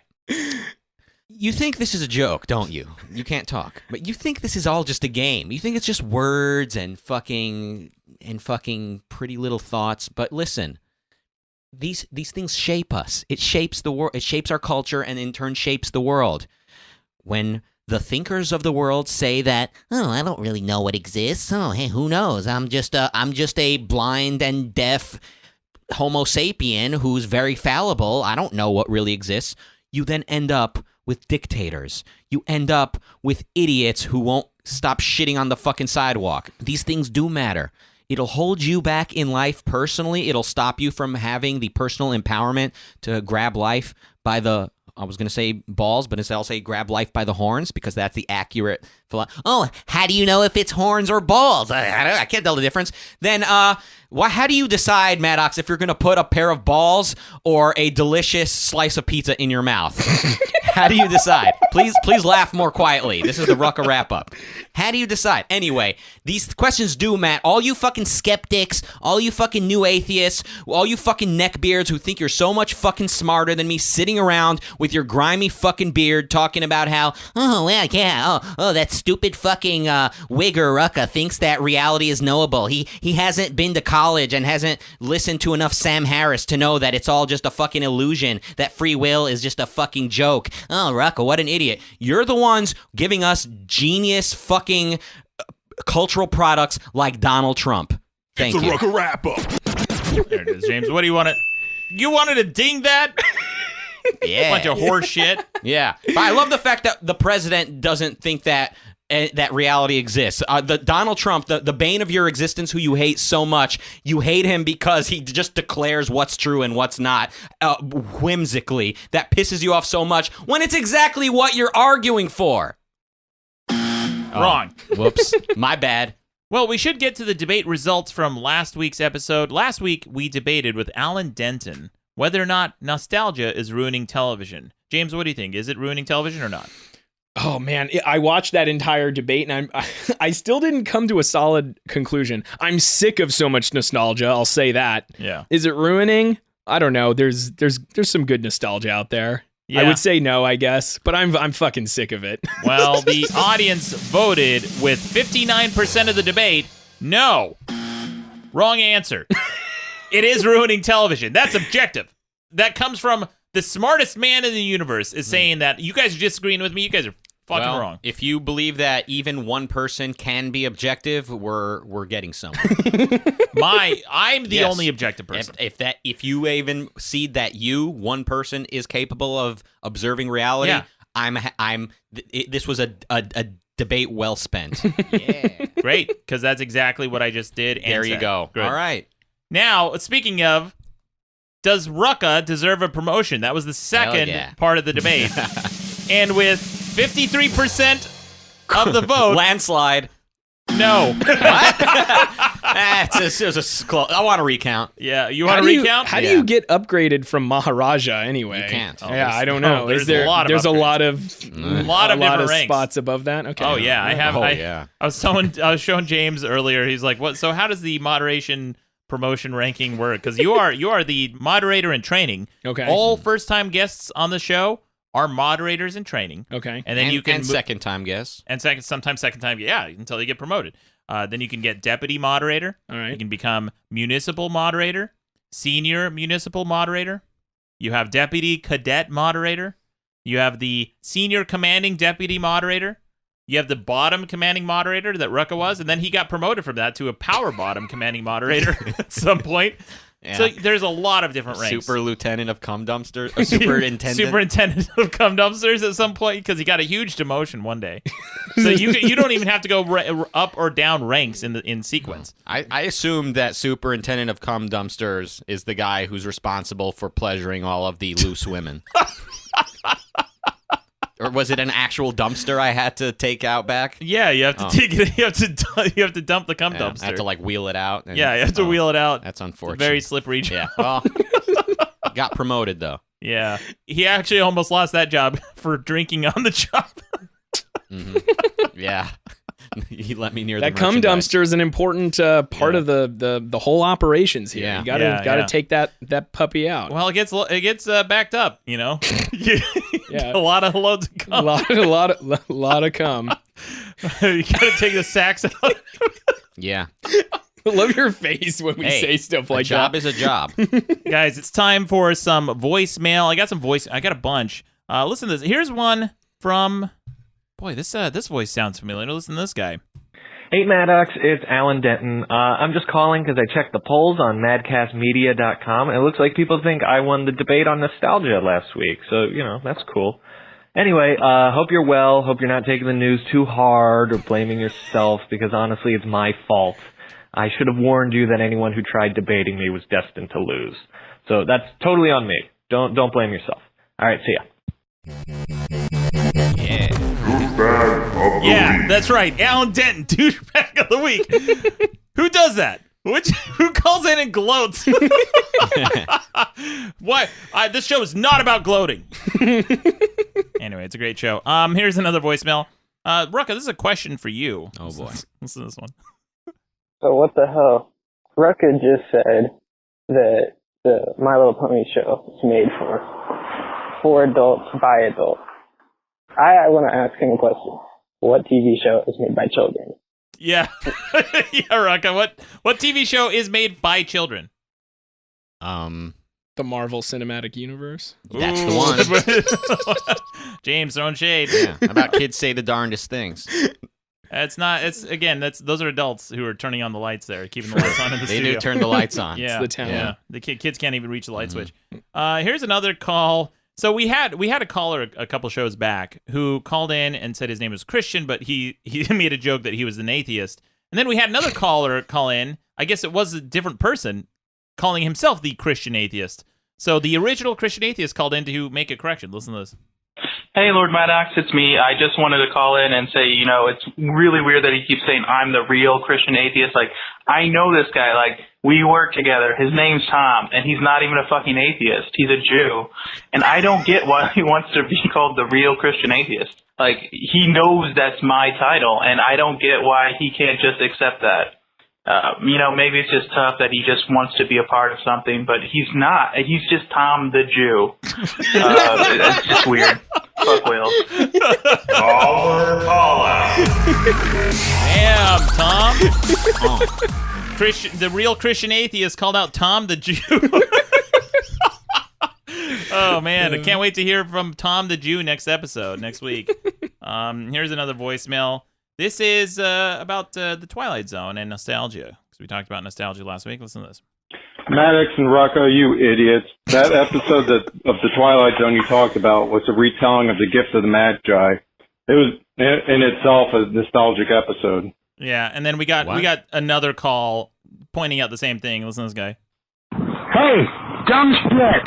The name of the story is The Gift of the Magi, where the lady cuts off her hair to buy the guy a new watch, and the guy sells his watch to buy her a fucking hair clip. Gift of the Magi. And the name of the fucking movie is Talking Avenger! I don't even remember that episode. Douchebag of the week. We can have two. Another douchebag. Oh, we've had plenty of douchebags of the week. Yeah. And keep up with that shade, James. We may have a third. We'll see. We'll see. All right. Yeah. So, Gift of the Magi. Thanks for the corrections, shitheads. So polite. These callers, these fans. Here's another call. This guy agrees with you a little bit, Rucka. Finally. I can't believe I'm going to start this out by saying this, but I kind of agree with Rucka on the whole I don't like seeing Mario from behind thing. I only want to see him from the side. Don't want no fucking weird-ass RPG adventure. Just give me a goddamn side-scroller where I jump on Goombas and collect mushrooms and flowers. Now, let's talk a little bit about nostalgia. And I know this is going to strike a chord with you, Maddox, but let's talk about the king, Godzilla. We all remember the horrible pile of shit that was the 1998 Godzilla movie. All excited, hadn't seen what the monster was going to look like, walked out wanting my money back, and the new American, the legendary Godzilla, I walked out of that fucking movie with a boner, scaring the shit out of everybody in the lobby. So yeah, nostalgia can be good, and it can be bad. Fuck a Nazi and punch a Rucka. Hey, there it is. Yeah. Here's another call. This guy's calling in about a prediction I made a couple episodes ago about how there would be a taco burger in 2018. Well, this guy says that Burger King came close. Listen to this. Hey, Lord Maddox, love the podcast, and Rucka, you're all right too, I guess, even though you get a erection just by private property screwing over regular people. Anyways, listen, Maddox, I wanted to tell you that your prediction for Taco Bell creating a burger burrito, dude, Burger King beat them to it. In 2016, they introduced an item called Whopperito, which is essentially a freaking a burger inside of a tortilla, but with queso sauce. So that happened, and it looked disgusting. Anyways, you have a good work. Erica, you're all right though. Punch a Nazi. Bye. Yeah, the burger. It sounds like a burger burrito. Yeah, can't imagine why a guy who preoccupies himself with the latest taco inventions would be bitter towards more successful people having their property rights enforced. What? Oh, I see. Okay. I made an argument for not going home for the holidays. This guy's calling in to call me out about that a couple episodes ago. Listen to this. I like how all of Maddox's responses to why you shouldn't go home for the holidays are, my family is shitty. Yeah, that's the whole fucking argument, shithead. Why else wouldn't you want to go home for the holidays if you had a good family? If you had a good family, yes, go home for the holidays. I think a lot of people don't. I have a good family. Great. Wow. Ooh, so cool, James. James with a good family. Quantum entanglement master's thesis. You got everything. Does your family know you dared question Einstein himself? They're still getting over it, but it's a process of healing. It's their Trump-Hillary debate during the holidays. Yeah. It's very heated. Right, Einstein versus me. Yeah. Here's another caller. This is from Jesse P.S. from Cringe versus Cringe on our own network. and the Pod Awful Show. Listen to this. Hey, it's Jesse from Pod Awful. So, Maddox, Lenny Bruce is just a sad old alcoholic standing there rambling on and on about nothing while nobody laughs. Sounds a lot like he paved the way for podcasters. Okay, bye! Called it. Jesse has so much contempt for podcasts and podcasters, but he does 3 of them a week. three shows every week. That guy is a podcast machine. There's like podcasts spring up. He made the case during the bonus episode, which is now available on our website. The new bonus episode. He made he was saying that figs aren't exotic fruits because they just follow Armenians around. I would say he's the same way with podcasts. Anyway, check out Pod Awful and Cringe vs. Cringe. But we should get to some quick news headlines from around the web. Guys, I don't know why every now and then I'll see a news headline that just pisses me the fuck off, and I don't know why this is one of them, but this is from BBC. It says, a mass dab was done for a boy who died in his sleep.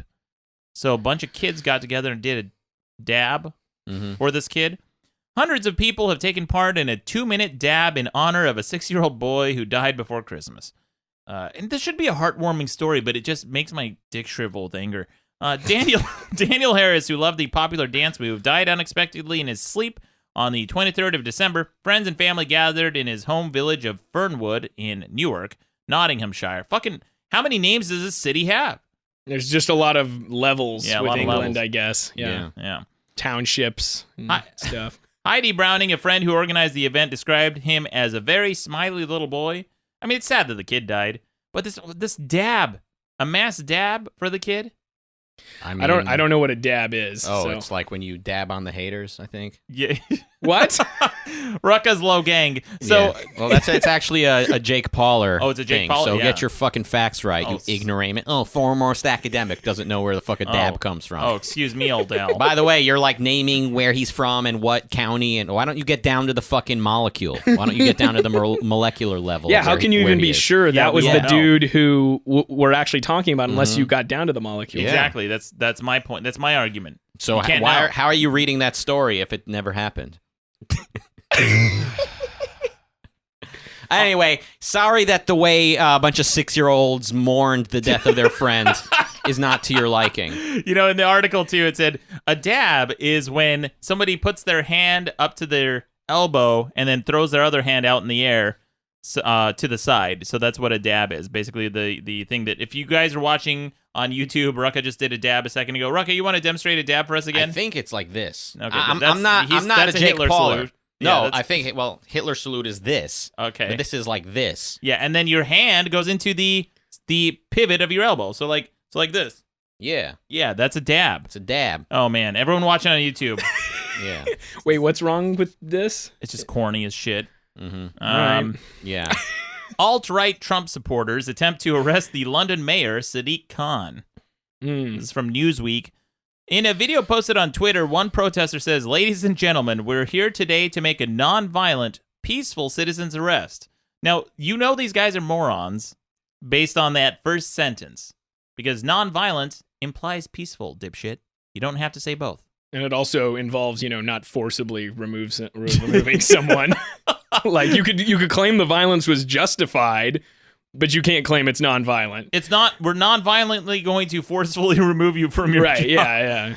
It is and it isn't. Yeah. As security appeared to usher out the protesters, they were jeered and heckled by the crowd who had come to see Khan's speech, but one protester refused to leave. "We stand under common law jurisdiction," he said, as quoted by Sky News. "If you touch us, you'll be done for common assault. Please stand back and do not touch us." As they are there to non-violently remove and touch the mayor. "We're not leaving. We've paid for tickets." These protesters showed up, and they're trying to say that they have a right to be there because they paid for a ticket, even though they're there to arrest the mayor. And the mayor, by the way, doesn't have a right to be there because he's being arrested, even though it's his event. So it says, Khan reportedly sat down and flicked through a newspaper as he waited for the commotion to die down and the protesters to be escorted out. After they had been let out, Khan aimed another jab at President Trump and said, "It is a pleasure to be here, even though We were distracted by the actions of what some would call very stable geniuses, he said, referring to last week's Trump tweet in which Trump referred to himself as a very stable genius. I'm a very stable genius. Isn't this just the right's version of, instead of punching a Nazi, arrest a commie? No, the right's version of punching a Nazi is punching someone who disagrees with them in terms of flag burning. Just go on YouTube, and there's tons of videos of hard-ass Marines chasing after someone or punching someone out because they burned the American flag. Yeah, okay, that's wrong. Well, you have a right to burn your own property. That's the thing. It's disrespectful. You shouldn't, but you have the right. If those Marines that punch people for burning the flag, if there was like a big group of them marching down the street, smashing ATMs and intimidating everybody, I would definitely want the police or, if necessary, active military to stomp that shenanigan out immediately and let everybody know that they're safe. Okay, we're talking about punching Nazis and punching people you disagree with. And it happens on the right and it happens on the left. True. I have one more headline here. This is scary. This actually happened today. It's from the New York Times. It says, alert about missile bound for Hawaii was sent in error, officials say. And there's a screenshot on this news article from Hawaii from a person who got a text message. The text message says, emergency alert. Ballistic missile threat inbound to Hawaii. Seek immediate shelter. This is not a drill. Yeah, that's just happened. This actually happened. An early morning emergency alert mistakenly warning of an incoming ballistic missile attack was dispatched to cell phones across Hawaii early Saturday morning, setting off widespread panic in a state that was already on high emotional alert because of escalating tensions between the United States and North Korea. Man, that's really scary. Can you imagine getting that text message? Officials recalled the alert about 40 minutes after it was issued in a scramble or confusion over why it happened. Outrage was immediately expressed by state officials among people who live in what is normally a famously tranquil part of the Pacific. Officials said the alert resulted from human error and was not the work of hackers or a foreign government. At no time, officials said, was there any indication that nuclear attacks had been launched on the United States, and the public must have confidence in our emergency alert system, said the governor. I'm working to get to the bottom of this so we can prevent this type of error in the future. Yeah, I'll say. We should definitely get to the bottom of that kind of error. Anyway, those how are the is that headlines. even an error? Like, I didn't mean ballistic missile. I meant sandwich. Like what? Wait, I don't know. Yeah. Whatever system is in place that can cause somebody to send out a nuclear ballistic missile alert needs to be fixed so that it's not one person. I would say that should be equally guarded as almost like launching a nuclear missile. You know how they have to have a two-person system where they have two people agree? Mm-hmm. I actually heard there was a very interesting, I think it was on Radiolab, a very interesting episode about the guy who is in control of the missile launch in the 60s, like during the Cuban Missile Crisis and this and that. And it was just assumed up to that point in history that if you got a call from the president, the red phone answers, that you are supposed to launch the missile. And nobody questioned that. They said, okay, that's just universally what we should do. Until one guy was in charge of launching the missiles, and he raised the question. He said, well, how can we trust the president? How do we know if the president, the supreme authority of our land, that he's not compromised or if he's acting rationally? Shouldn't there be another body or somebody, like somebody who intervenes in that? And it wasn't really questioned up until the Nixon era, when Nixon was impeached and people started questioning the credibility of the presidency on that level, whether or not they're acting in the best interest of their country. And that's something that I think maybe we should look at for this kind of system, because if you send out a nuclear ballistic missile alert, people are going to lose their fucking minds. There's going to be rioting, there's going to be looting. I'm surprised we're not hearing reports of people getting injured from this. We may. I mean, this just happened. Happened. Yeah, we'll see what happens. A lot of pregnancies. Fuck it. James, thank you again for joining us. Thanks so for having me. Where again can people find you? Oh, it's just on YouTube. That's Radical Mathematics. Radical Mathematics. We'll link to it. Please check out James's channel. James, moderator in training, physicist. Thank you for joining us. Thank you to Raka Maharaja of Moderation. Yeah. Thank you to everyone listening, but most of all, you're welcome. Hey, guy, fuck, I fucked that up. God damn it. I'm calling back. Oh man, I love those. Hey there. Don't forget to subscribe to Madcast shows on iTunes, Stitcher, or your favorite podcast app. Okay, bye. Madcast Media Network.